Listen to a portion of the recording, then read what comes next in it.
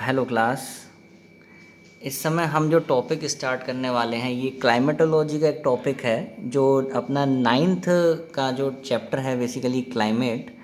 उसमें एक टर्म हम हमेशा पढ़ते हैं जिसका नाम है एल नीनो, कि एल नीनो क्या होता है और उससे इंडिया पे क्या इफ़ेक्ट पड़ता है, इंडिया या ऑल ओवर दी वर्ल्ड क्या इफ़ेक्ट होता है। तो अल नीनो समझने से पहले हमें नॉर्मल फेस समझनी होगी। नॉर्मल फेस में हमें यहाँ दिखाई दे रहा है, ये रहा साउथ अमेरिका और ये रहा ऑस्ट्रेलिया। अब ये कोई समझेगा कि साउथ अमेरिका इधर क्यों बनाया है, क्योंकि ये यहाँ पे हमें जो करंट दिखाई दे रहा है ना, पेरू करंट, ये पेरू यहाँ पे जगह है और यहाँ पे एक करंट फ्लो करता है, इसे हम बोलते हैं पेरू करंट। ये पेरू करंट वेस्ट वर्ल्ड है, इसीलिए हमने इधर से दिखाया है इसको। अब ये पेरू करंट बेसिकली कैसा करंट है? कोल्ड करंट है। कोल्ड करंट कौन से होते हैं? जो हमारे पोल से इक्वेटर की तरफ चलते हैं। अब यहाँ ये समझने वाली बात है कि ये जो पेरू करंट है ये हमारा कोल्ड करंट है। इसको हम एक नाम और से जानते हैं जिसका नाम है हमबोल्ट करंट। तो पेरू करंट और हमबोल्ट करंट दोनों सेम बातें हैं। अब देखिए, ये साउथ अमेरिका की कोस्ट है, साउथ अमेरिका की कोस्ट है, यहाँ पेरू करंट कोल्ड है, तो इसका मतलब यहाँ का टेम्परेचर लो है, यहाँ लो टेम्परेचर है और हाई प्रेशर है। अगर हम यहाँ ऑस्ट्रेलियन कोस्ट देखते हैं, ऑस्ट्रेलियन कोस्ट पर हाई टेम्परेचर है और लो प्रेशर है। अब इस कंडीशन में क्या होगा कि जब हवा हमेशा किधर से किधर जाएगी? High pressure to low pressure. ये बीच में हमारा जो आपको दिख रहा है ये है पैसिफिक ओशियन। अब पैसिफिक ओशियन में जब हवाएं हाई प्रेशर से लो प्रेशर की तरफ जाएंगी तो ये जो जगह है ऑस्ट्रेलियन कोस्ट की, यहाँ पे गर्मी बढ़ने लगेगी क्योंकि टेम्परेचर बढ़ने लगेगा और बढ़ने लगेगा, और ये अपवेलिंग होगी। यहाँ पे पेरू कोस्ट पे अपवेलिंग होगी। क्यों अपवेलिंग होगी? क्योंकि यहाँ का वाटर जो होगा डिस्प्लेस होगा। जब वाटर डिस्प्लेस इधर की तरफ होगा तो यहाँ जगह खाली हो जाएगी, तो नीचे से पानी ऊपर की तरफ आएगा। जब ये पानी ऊपर की तरफ आएगा तो यहाँ पे अपने साथ बहुत सारे न्यूट्रिएंट्स को लेके आएगा, जिससे ये मैंने मछलियाँ बनाई हैं तो ये मछलियाँ भी इधर की तरफ आएंगी पेरू कोस्ट पे।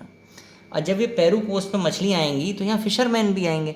तो ये यहाँ पे ये आइडियल कंडीशन होती है। वॉकर सर्कुलेशन और नॉर्मल फेस एक ही बात है।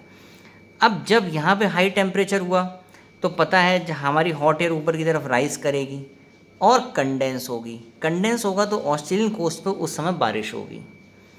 फिर से ये हमारी जो एयर है ये इस डायरेक्शन में जाएगी ड्यू टू कोरियोलिस फोर्स और वी कैन से फेरेल्स लॉ। फिर ये यहाँ की तरफ जाएगी और फिर यहाँ पे विंड क्या होगी? डिसेंड होगी और फिर से यहाँ पे आ जाएगी।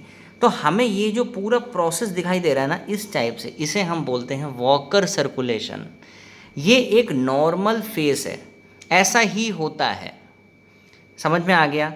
फिर से एक बार सुन लेते हैं। ये पेरू कोस्ट है, पेरू कोस्ट पे क्या है? कोल्ड करंट फ्लो करता है। कोल्ड करंट का मतलब कि यहाँ पे लो टेम्परेचर होगा और प्रेशर हाई होगा। ऑस्ट्रेलियन कोस्ट पे हाई टेम्परेचर है और लो प्रेशर है। पहली बात क्यों? क्योंकि इक्वेटर से यहाँ पे करंट फ्लो हो रहा है तो ये हॉट करंट होगा, और दूसरा ये पानी डिस्प्लेस हो रहा है तो पानी यहाँ कोस्ट पे इकट्ठा होगा, हॉट एयर राइज करेगी, कंडेंस होगा। अब कहीं कहीं क्वेश्चन ये भी आता है करंट क्या है?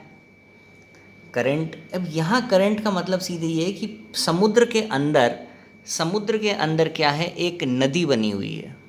समुद्र के अंदर पानी एक ही डायरेक्शन में कंटिन्यूसली फ्लो कर रहा है। पैसिफिक ओशन हो, इंडियन ओशन हो, आर्कटिक हो, नॉर्थ सी हो, कहीं पे भी हो, पानी अपना एक पाथ डिफाइन कर लेता है, वो उसी पाथ में कंटिन्यूस फ्लो करता है, उसे हम बोलते हैं ओशियन करंट। और ये पेरू करंट है, ये पोल से इक्वेटर की तरफ आ रहा है तो इसका मतलब ये कोल्ड है। और जब ये कोल्ड करंट है तो temperature low, pressure high, wind का flow high pressure to low pressure, और यहाँ पे हाई टेम्परेचर होने की वजह से हॉट एयर राइज करेगी, कंडेंसेशन होगा। जब कंडेंसेशन होगा तो बारिश होगी ऑस्ट्रेलियन कोस्ट पे, और ये एयर फिर इस डायरेक्शन में डिफ्लेक्ट होगी ड्यू टू कोरियोलिस फोर्स, फिर यहाँ पे कंडेंस होके और नीचे आएगी। इसे हम ये भी बोल सकते हैं कैटाबैटिक विंड्स। ये खैर और बड़ा टर्म हो गया। तो यहाँ ये क्लाइमेटोलॉजी का ये टॉपिक वॉकर सर्कुलेशन इसे बोलते हैं। एक नॉर्मल फेस, जस्ट एक नॉर्मल फेस को हम वॉकर सर्कुलेशन बोलते हैं। ठीक, अब उसके बाद आगे समझते हैं। आगे की कहानी थोड़ी अलग है। आगे की कहानी में आपको यहाँ साउथ अमेरिका दिख रहा है, ऑस्ट्रेलिया दिख रहा है, ये यहाँ पे छोटा सा मेडागास्कर आइलैंड है और ये अपना प्यारा इंडिया है।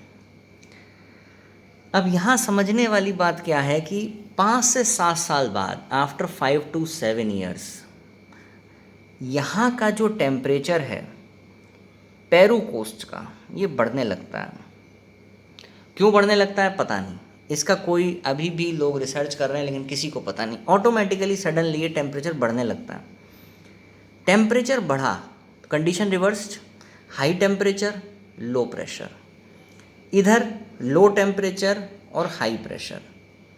ठीक, अब ये देखो, अब यहाँ समझने वाली बात क्या है, यहाँ विंड्स का फ्लो ओशियन में नहीं देखेंगे, यहाँ ये देखेंगे कि अल नीनो का इफेक्ट इंडिया पे क्या पड़ा।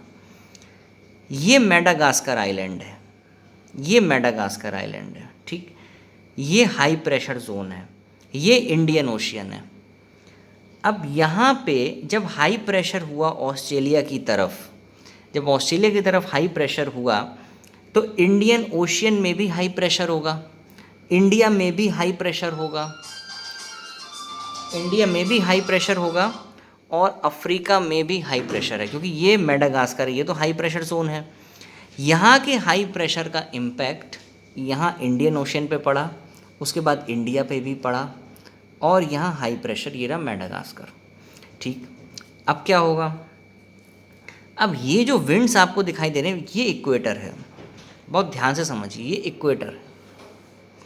ये हमारी ट्रेड विंड्स हैं जो कंटिन्यूसली फ्लो करती रहती हैं, ये हमारी ट्रेड विंड्स हैं। अब ड्यू टू कोरियोलिस फोर्स की वजह से कोई भी चीज़ नदर्न हेमिस्फीयर में राइट में डिफ्लेक्ट कर जाएगी ना। अब जैसे ही विंड डिफ्लेक्ट होंगी राइट में, तो या तो ये विंड यहाँ आए।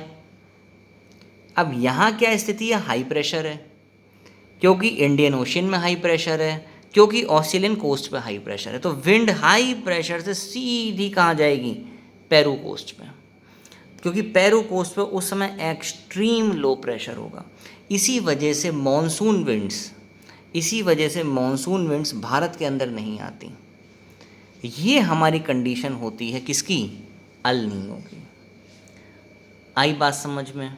मैं फिर रिपीट कर देता हूँ एक बार, ये कंसेप्ट बहुत अजीब है, लोग बहुत कंफ्यूज रहते हैं, लोगों की समझ नहीं आता, कहीं से क्लियर कट बातें नहीं पता चलती कि आखिर एल नीनो है क्या।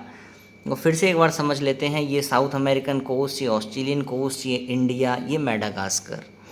साउथ अमेरिकन कोस्ट पे जो पेरू करंट था, हमारा कोल्ड करंट था वॉकर सर्कुलेशन में, अब वो गर्म हो गया। जब हाई टेम्परेचर लो प्रेशर की कंडीशन हुई, जहाँ हाई टेम्परेचर होगा वहाँ प्रेशर हमेशा लो होगा। अब उस कंडीशन में क्या हुआ, ये हमारा अफ्रीका का मेडागास्कर आइलैंड, ये हमारा इंडिया और ये इंडियन ओशन हाई प्रेशर, इन तीन, यहाँ पे हाई प्रेशर और यहाँ पे हाई प्रेशर क्यों हुआ, क्योंकि ऑस्ट्रेलियन कोस्ट पे हाई प्रेशर हो गया। अब ऑस्ट्रेलियन कोस्ट पे हाई प्रेशर हुआ तो उसकी वजह से यहाँ पे हाई प्रेशर और यहाँ पे हाई प्रेशर। अब जब हमारी ये ट्रेड विंड्स हैं हमारी, जो इक्वेटर के नीचे हैं अभी, जब ये इस इक्वेटर को पार करेंगी और ड्यू टू कोरियोलिस फोर्स ये राइट में डिफ्लेक्ट होंगी, तो ये इंडिया में एंटर नहीं करेंगी, क्योंकि हाई प्रेशर, ये मेडागास्कर आइलैंड आपका क्या कर रहा है, इन विंड्स को फोर्स कर रहा है कि ये अंदर की तरफ जाएं। लेकिन due to this high pressure condition ये विंड्स इधर आएंगी ही नहीं, क्योंकि high pressure to high pressure wind move नहीं करी, विंड सीधी इधर चली जाएगी लो प्रेशर जोन में। इसी वजह से इंडिया में ड्रॉट की कंडीशन बनती है। अब अगर मान लीजिए जून का टाइम है, जैसे हम कहते हैं 1 जून को हमारा मानसून आएगा, लेकिन अगर अल नीनो वाली कंडीशन है ये, तो बिल्कुल नहीं आएगा, क्योंकि यहाँ हाई प्रेशर है तो यहाँ भी हाई प्रेशर है, और यहाँ हाई, इन दोनों जगह हाई प्रेशर क्यों है, क्योंकि ऑस्ट्रेलियन कोस्ट पर हाई प्रेशर है। अब जब ये मेडागास्कर आइलैंड, इसमें तो ये तो आइलैंड है, इस पर हाई प्रेशर होता ही है। जब ये मेडागास्कर आइलैंड विंड्स को इधर भेजना चाहेगा तो विंड्स नहीं जाएंगी, विंड्स आपकी इधर की तरफ जाएंगी पेरू पे। तो ये जो हमारी कहानी है इसको हम बोलते हैं अल नीनो। ठीक है, ये समझ में आ गया। I hope it is clear. El Nino and walker circulation. फिर कुछ समय के बाद हमारा ये नॉर्मल फेस हमारी स्टार्ट हो जाती है, जिसे हम बोलते हैं वॉकर सर्कुलेशन। क्लियर है? यहाँ तक समझ में आ गया? ठीक। तो ये क्लियर हो गया। पेरू करंट को हम हम्बोल्ट करंट भी बोलते हैं। और ये हमारा, अगर क्वेश्चन पूछता है पेरू करंट कैसा है, तो वो हमारा एक कोल्ड करंट ही है। ये नहीं बोलना है कि पेरू करंट वार्म करंट है। और एनटीएससी में भी पेरू करंट से रिलेटेड क्वेश्चन आ जाते हैं 10th में। तो पेरू करंट हमारा कोल्ड करंट है। और ये अल नीनो का जो कंसेप्ट है, ये आईएएस मेंस, पीसीएस, क्लाइमेटोलॉजी, सब जगह ये पूछा जाता है कि अल नीनो कहाँ हाई प्रेशर है, कहाँ लो प्रेशर है। ठीक है, ओके, थैंक यू क्लास।